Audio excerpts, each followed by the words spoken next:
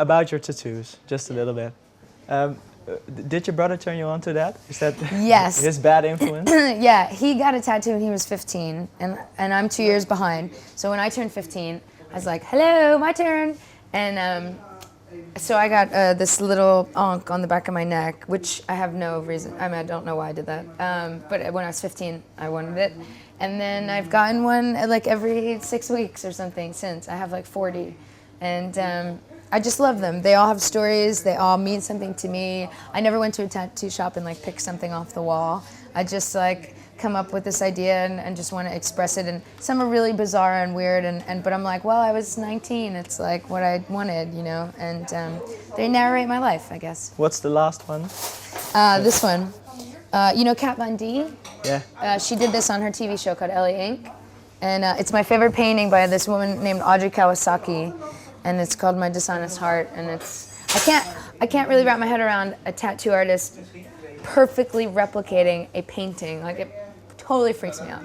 But this is the last one I've gotten, and you know, of course, it's my new favorite because it's the last one. But And Kat Von D, will she be your future tattooist? She's the best. I mean, she's the best at portraits. But I have a guy in LA, but I would definitely go to Kat again for sure.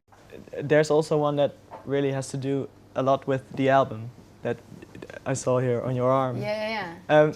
Can you explain what it says? And This, To Thine Own Self Be True? Yeah.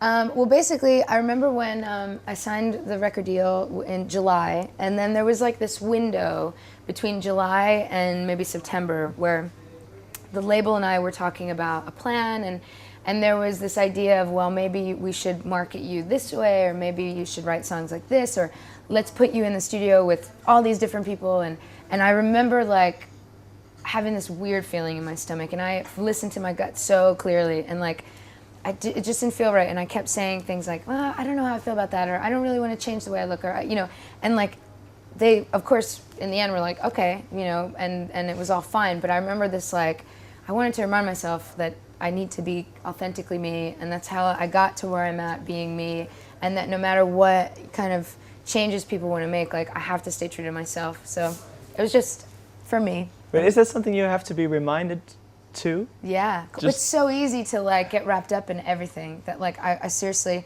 I mean, I don't like look at my arm every day like, oh yeah, okay. But it's definitely, you know, it was at the time, you know, very important to me.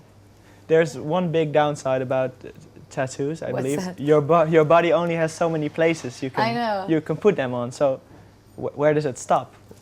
When I When run you're out full- of room. when you're Yeah, full. I guess so. And then And then you start graffitiing or something. maybe, yeah.